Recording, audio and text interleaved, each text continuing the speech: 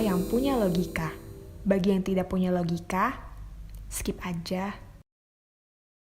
Saya kecewa dengan Greg Philly.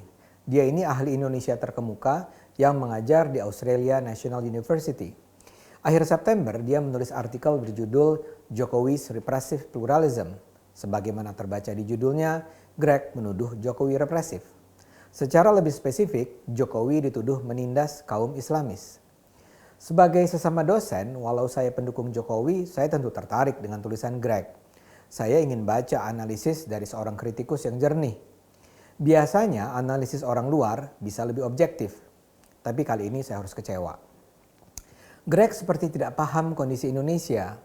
Ia terkesan sekedar mendengar kata orang dan menggunakannya untuk membangun kesimpulan bahwa Jokowi represif. Saya paparkan dulu ya secara ringkas tulisannya sebagaimana yang termuat di East Asia Forum 27 September. Di tulisannya dia bilang, selama 4 tahun terakhir Jokowi melakukan kampanye represif sistematis dan terencana terhadap kaum Islamis.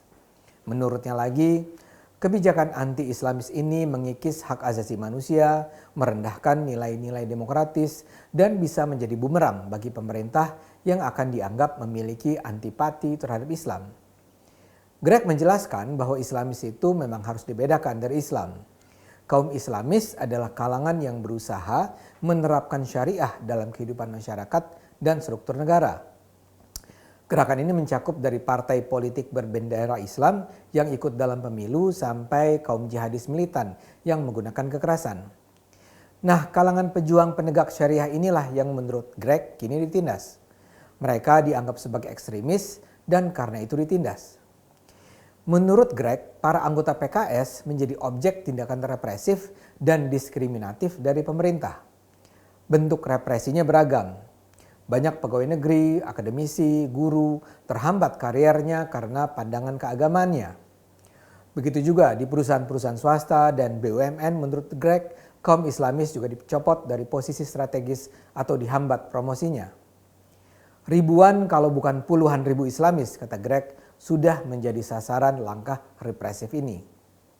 Dalam penilaian saya, Greg menggambarkan nasib kaum Islamis di Indonesia saat ini seperti nasib keturunan kaum komunis di era Orde Baru. Mereka dikejar, dipersulit hidupnya, ditindas. Kemudian Greg berteori bahwa langkah represif ini diambil Jokowi karena pengaruh PDIP dan parpol-parpol pendukung Jokowi serta juga NU yang semakin khawatir dengan pertumbuhan kaum Islamis.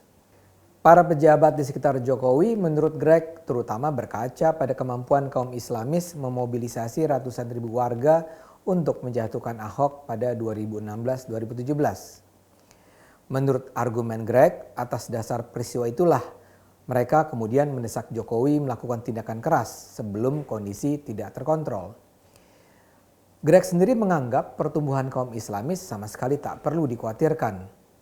Dia misalnya mengutip data bahwa tidak ada satupun partai Islam bisa memperoleh suara lebih dari 8% dalam 4 pemilu terakhir. Greg menambahkan bahwa dengan bergabungnya Prabowo ke dalam kubu Jokowi, kubu Islamis sebenarnya sudah kehilangan semangat dan tercerai-berai.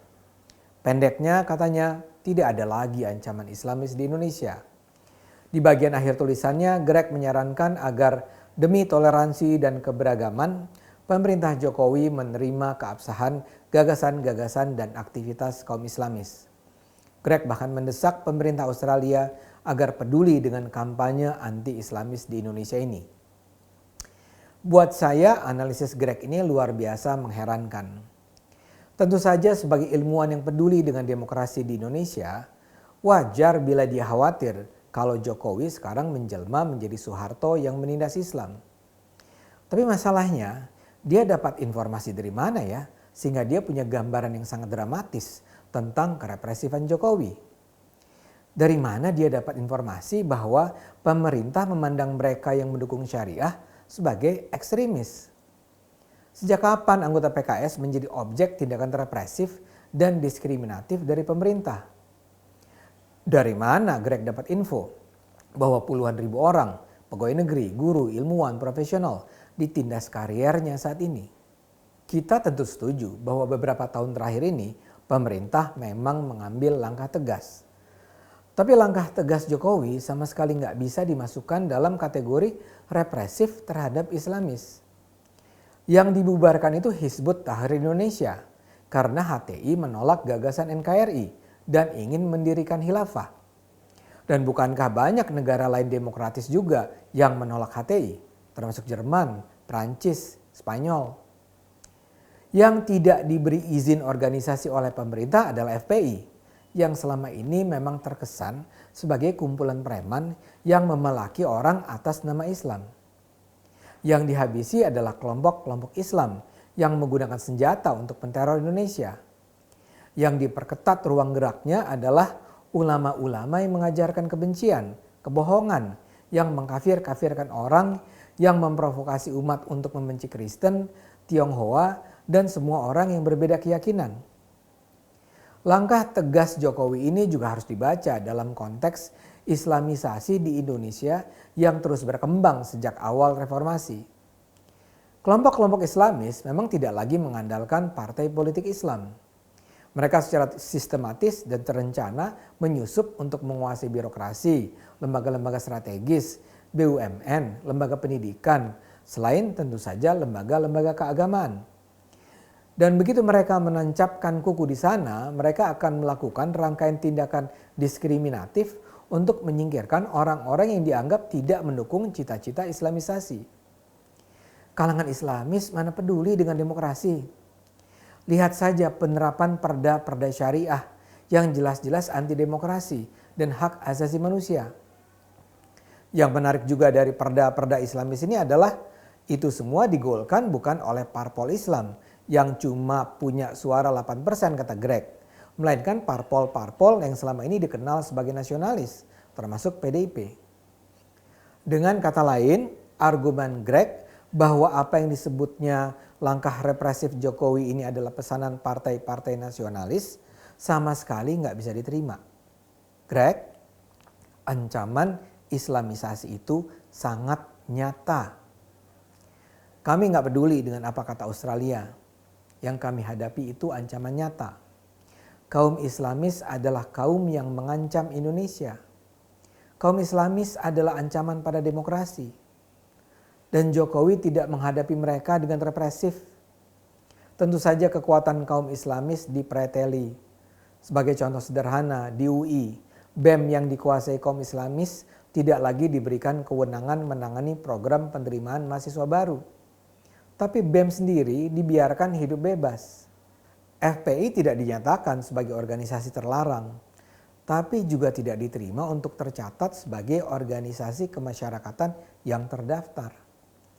212 tetap diizinkan untuk menggalang unjuk rasa. TV One tetap diisi oleh kaum Islamis yang sering bicara tanpa akal sehat. Dan di BUMN yang diberhentikan justru teman-teman Adian Apitupulu yang sama sekali bukan Islamis. Pemerintah Jokowi jelas bertindak lebih tegas untuk mencegah perkembangan kaum Islamis. Namun mengatakan Jokowi represif terhadap kaum Islamis adalah pernyataan mengada-ada. Saya duga Greg memperoleh informasi dari sumber-sumber yang salah. Greg tertipu. Dan karena informasinya salah, analisisnya pun jadi berantakan. Mari kita terus gunakan akal sehat. Karena hanya kalau kita terus gunakan akal sehat, negara ini akan selamat.